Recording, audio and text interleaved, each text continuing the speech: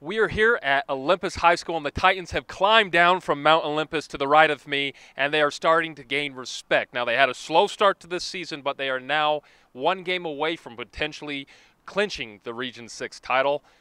In their way is Murray, another team that is fighting for respect. They have climbed from the dungeons of their past and are now competitive. Can they beat Olympus? That's what we'll analyze today. It's Murray at Olympus, and this is Campus Takeover.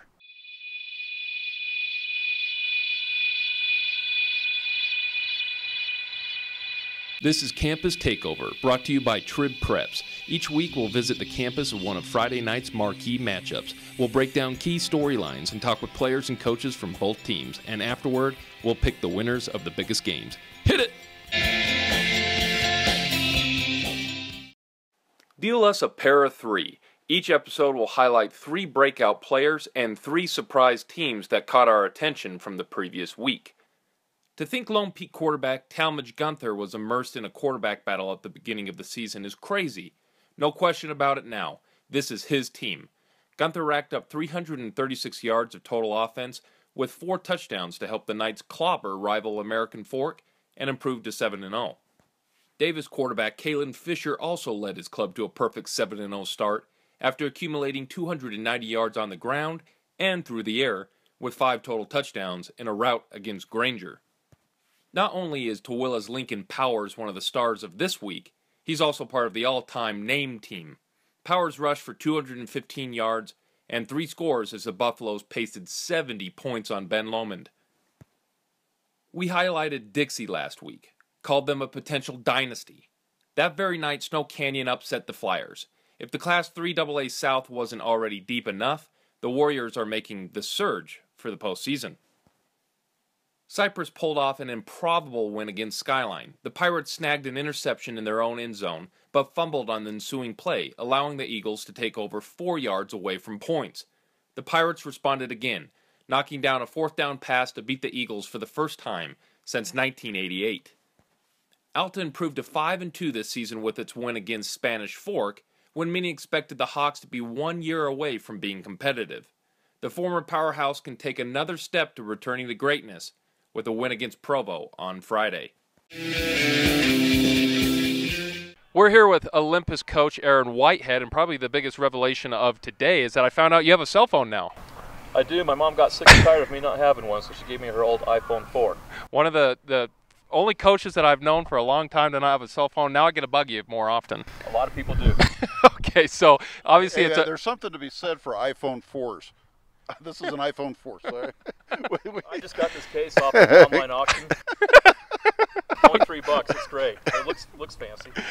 So obviously it's a big game coming up against Murray. What are your thoughts on the Spartans? They're good. They have our respect. They had a great season last year, and they're just keeping it going. They played Kearns real tough, and that was a little bit of a surprise there where Kearns got that last-minute touchdown.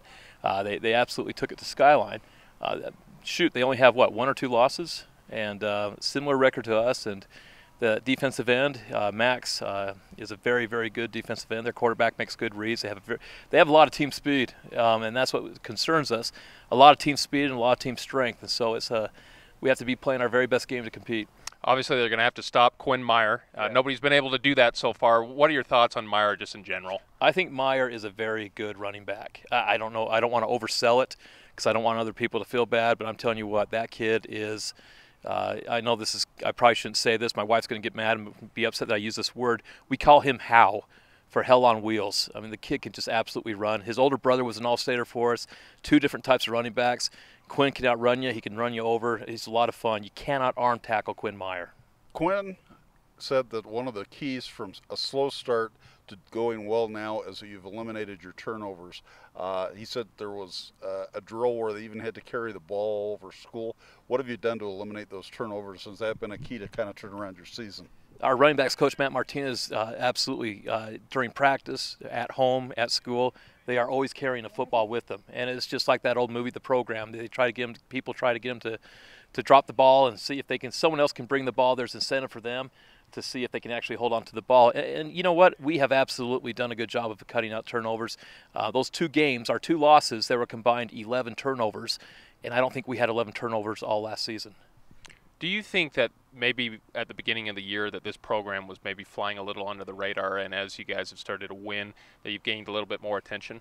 We wish we were still under the radar. Going into that Kearns game is absolutely where we wanted to be. We were underdogs. No one thought that we had a chance against Kearns. That's right where we wanted to be. But right now we understand that people are starting to pay a little bit of attention.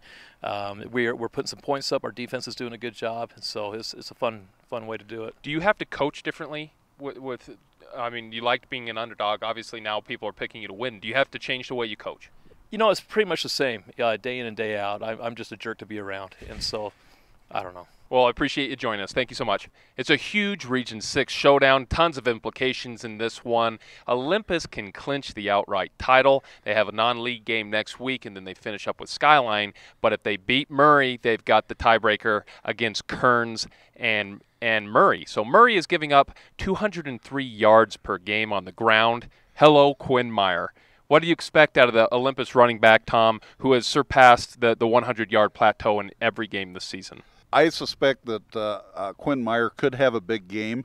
Murray has not shown that it can stop the rush very well. That said, Max Tupai is one of the better defensive players and a good recruit statewide. If anybody could do it, Murray could do it, but who knows which Murray team is going to show up. So how do the Spartans at least slow them down? I mean, obviously that's the key to winning this ball game, is they need to be able to figure out how to stop the Titans on the ground. How do they do that? I think that they do it by keeping the ball on offense. You have long drives and don't let Olympus have the ball. But whether they're capable of doing that, I don't know. So Murray features the big three: quarterback Drew Cash, running back Hunter Jones, and also their receiver Isaiah Gibson. They essentially have combined for all the offensive production. They account for everything. How does Olympus match up against those three, Brennan? I think they match up pretty well. I mean, even from a defensive perspective, they'll be able to contain those guys from exploding. I think they're all going to get their yardage. I think they're all going to get their points. But the most important thing, last 4 weeks, Olympus is scoring 44 points per game. I mean, they're blowing teams out. They can score. So maybe it's not necessarily a factor of trying to control those guys. They'll have their production, but also it's going to come down to outscoring them. So last week Murray had an opportunity to potentially force a big game here, even bigger than it already is, but they ended up losing against Kearns. So Murray is obviously a program that has continued to climb out of the ashes of where they were. Do you think they're ready for this type of atmosphere in which they could potentially still force a three-way tie in this region? I don't think so. I think that it's going to come down to how many big games have they played in the last few years, and how many have they dropped? I mean, this is another huge game. You mentioned the implications for the region, and Olympus is on a scoring tear. It's going to come down to, can they put up more points? Can they make plays defensively when they need to make them? And also, as Tom mentioned earlier, just keep the Olympus offense off the field. I'm not sure that they can do all of those things, maybe a couple, but I just don't see it all coming together. So Region 6 has not generated that much respect compared to the other regions in the 4A classification. Tom, do you think that Region 6 deserves its maligned reputation, or do you think they deserve a little bit more credit at this point in time? I think they deserve their maligned reputation. That's blunt to say that, but you look at their schedule, you can't find one significant victory against a higher-ranked opponent. So I think it's a weak region this year. So, Tom, what do you think the key for Olympus to win this ballgame is? Have Meyer have a typically good game and score a lot of points. Murray does score a lot of points and has the capability of putting up a lot of points. I expect a real high-scoring game. What about for Murray, Brennan? I think Tom mentioned it earlier. Max Tupai is going to have a big game. He's going to have to force a couple of turnovers. Keep this Olympus offense off the field. And Murray, if they can do it, it's going to be a big upset. But it's going to be difficult, and they're going to have to make sure that they limit those big plays, maybe take more of a conservative approach. And I don't think they're going to be able to keep up in a high-scoring game. So they're going to have to kind of keep Olympus on their heels and make them play into their hand of sort of a defensive stalwart performance. So we're here with Quinn Meyer and Dallin Battalion. They're getting ready to play Murray. Do you guys think at the start of the season you were maybe overlooked a little bit? Definitely. A bunch of people kind of thought we were kind of on the lower side of the teams, I guess. Kind of nobody was looking at us as a good team, but as you can see, we kind of stepped up a notch, and kind of people are starting to look at us more and kind of seeing that we're becoming a better team. So, Dallin, what are your thoughts on Murray? They're a good team. They're always a good team. We played them last year, and they played us really tough. We ended up losing in overtime. I don't know. It'll be a good test for us because we've been playing some good teams these last few weeks. But yeah, it'll be a big game for us. Probably the biggest game of the season so far. You guys lost to Highland, and you kind of fell under the radar a little bit. Do you think that you're slowly working yourself up in terms of respect after that first loss? Yeah, I definitely think so. Against Highland and Davis, we had 11 combined turnovers, and we didn't play very well at all. But I think these last 4 games, we've put up over 40 points each in those last 4 games, and I think we've been gradually taking a next step each game and getting better and better. So Quinn, what have you done to eliminate those turnovers? During practices, we do ball handling skills. Our running back coach. Coach Martinez had us carry a ball around school, all the running backs, so we could not like fumble. We always had the ball high and tight, so we would always know where to keep the ball, so we wouldn't drop it. Quinn, obviously you're putting up huge numbers this year. How do you continue to produce game in and game out, even though teams are starting to focus on you now? I feel like I usually kind of go off. I'm following my linemen. My linemen kind of pull off great blocks that help me get downfield, and they open up holes, and I just keep on following my linemen. Well, guys, appreciate you joining us. Thank you. It's time to make picks. Last week I went 6-1. Tom, you went 5-2. Brennan, 3-4 once again. One time, Brennan is going to come to play. Yeah, I just like to make sure that we're finishing even. I like to even out the entirety of the group, and maybe someday I'll catch up. And I want to say, how does Mountain Crest score on the last play of the game? I had Trevor beat. We were going to be tied in the series, and Mountain Crest goes and scores with no time left. Well, the same thing. How does Roy give up a touchdown when they're down? I mean, how does Mountain Crest give up a touchdown when they're up 10-6 in that ball game? Looks like you had a game where it wasn't very exciting until the last minute, and then you're sitting there going, whoa, where was this whole game? That's exactly what it is. The first game on this week is Beaver at San Juan. The Beavers have won 6 straight after losing in the opening week, while San Juan has won 5 straight after losing their first 2. San Juan has the home field advantage. Will it be enough, Tom? It could be. I think on a neutral field I'd go with Beaver. This one's a really hard one to pick. People in southern Utah don't realize what a long drive it is from Beaver to San Juan. You kind of can't get there from here. So I'm going to go with San Juan, but not with a lot of confidence. I think Beaver might be the better team, but I think San Juan's home field advantage and that long bus ride is going to take too much out of the Beavers. Yeah, Tom, you mentioned a really even matchup. Both of these teams score in bunches. Beavers 33 per game, San Juan's 39. San Juan has a staggering 23 sacks this year, and then on the other side, Beaver has 11 interceptions. So it might be a kind of more of a defensive game than we expect. But the difference in this game will be the Beavers' run game. Quarterback Matt Roberts has a ridiculous 12 touchdowns on the ground, 584 yards, 4 rushers over 200 yards for the season for the Beavers. I think that's just too much. They can pound the rock. It is a long travel for them to get there, but I think the Beavers win. This is probably the hardest game for me to predict all year. I've gone back and forth throughout the day. I think Beaver's a little bit better than San Juan, but San Juan has that home field advantage, which does account for something, especially at the 2A classification. But I'm still going to pick the Beavers to win this. I think they're a team that can potentially challenge South Summit for the title right now. Obviously, that's a long ways away, but I like Beaver to get this win. Alta at Provo. The Hawks are flying high once again. They're 5-2. But their wins have come against teams with a combined record of 8-27, while Provo is 5-2 as well, but their wins have come against teams that are 8-26. So is anybody good in this game, and who's going to get the 4th spot in Region 7, Tom? I feel kind of like Tevier and Fiddler on the Roof. I'm going to go tradition, and I think Alta's got the winning tradition. Provo's still learning to win, so I'm going to go with Alta in this game. This is a great game for me because it's a battle of the two kind of most surprising coaches and the most surprising success this year. coming into the season. Teo McGeary doing a great job with these two teams. I think the difference, though, is Alta's skill position players. Teo talked to us at the beginning of the year and said that was going to be the difference maker for them this year. And the Hawks blew out Orem while Provo kept it closer. The Hawks played Timpview a little bit closer, so I think that's going to be the difference. Alta wins this one. I think Alta is on the rise right now. I really like Josh Davis. He's putting up ridiculous numbers. Braxton Kerr has shown to be much improved this year behind center. I think Alta gets the win on the road. Timpview at Corner Canyon. When realignment was first released earlier this offseason, this game was circled as the top two teams in this region. It started to play out this way. They're both undefeated in Region 7. Corner Canyon has lost a lot of close games this year, while Timpview is not winning in typical T-Bird fashion. Do you think the Chargers can upset the Kings? I don't. I'm going to go with Timpview again this year. Again, talking about my friend Tevier, it's a little bit of tradition, and I think Corner Canyon's got a little bit banged up earlier in the year and are missing some key components. If they'd have had everybody, this would have been a great game. Right now, I think I'm going to go with Timpview.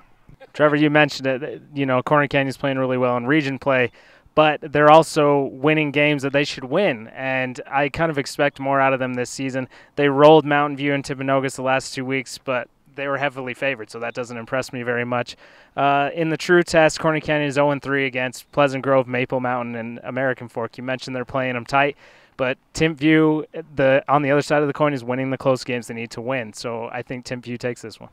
As Brennan said, Corner Canyon rolled Mountain View and Timpanogos. Well, everybody rolls those two teams right now, so it's not exactly a resume builder to have that on as wins right now.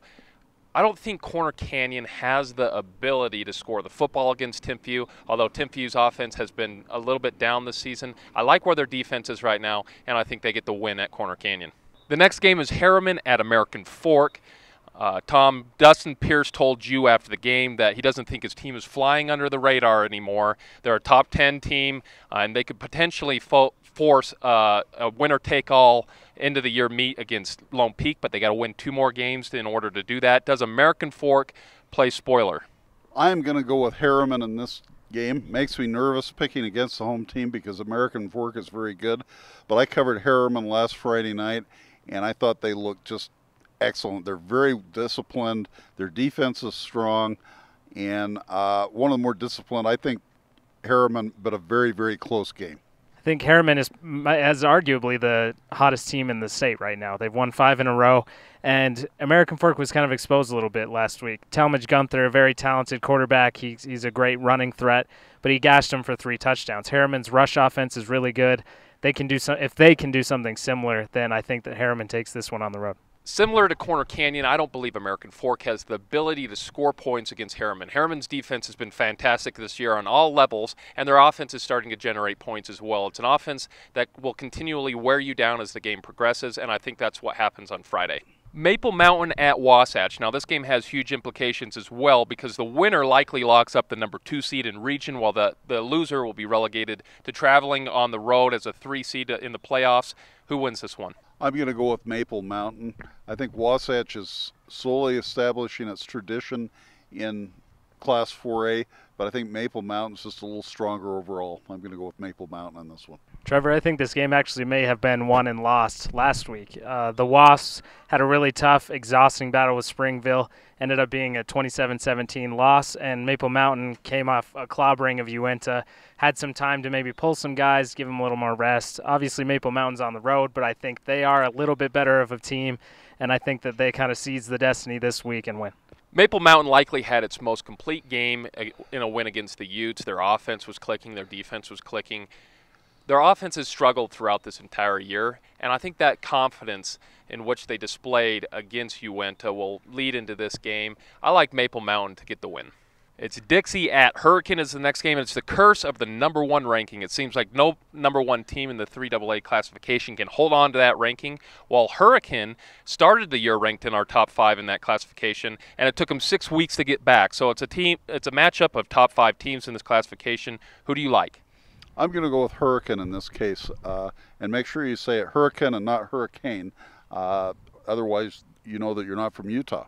I like Hurricane but this could go either way. That region, basically what's Region 9, Class 3 AA South, those teams, all 6 of them are so even that you don't know from one week to the next. I fully suspect that we could have a 3 AA champion that's another 4th place team from down there this year. It's that close. In games as close as this, I like to look at common opponents, and maybe the most important common opponent between the two is Desert Hills. Dixie smashed them while Hurricanes struggled mightily in a 37-10 loss. I think the Hurricanes' record is a little bit misleading. I don't know if they're as good as they are on paper, and I think that Dixie is the real deal. Zach Hara, Trey Miller, obviously a great offensive threat, great offensive combo. I think Dixie rolls in this game. So right after Tom says, don't call him Hurricane, Brennan calls him Hurricane. I mean, he spent a lot of his life in Arizona, so we're going to give him some credit. But it's the Hurricane Tigers, and I'm not picking them. I'm picking Dixie to win. So it's the game of the week. Murray at Olympus. The Titans control their own destiny. If they get past Murray, they lock up the Region 6 title. Do they get it done? Yes. That's all I need to say. No. I think that since that opening loss to Highland, Olympus has got their offense rolling, and Murray has not yet shown that it can win a big game. So I'm going to go with Olympus in this one.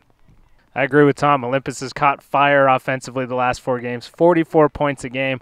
They're hanging on teams. Murray, I'm not sure where their head's at. I'm not sure which team's going to show up, which version of their team. Olympus's offense is too hot coming into this game, and I think they stake their claim and make this region title theirs. Quinn Meyer might be the most underrated running back in the entire state. I think he's got next-level ability. Teams should really start looking out for this guy.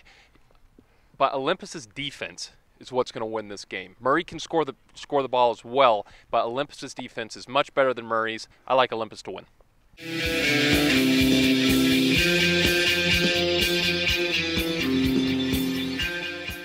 So this week we saw Tom Wharton sing. We had Brennan mispronounce a name of a team. And we had me, which is just terrible to begin with. So thank you for putting up with us, and we'll see you again next week. This is Campus Takeover.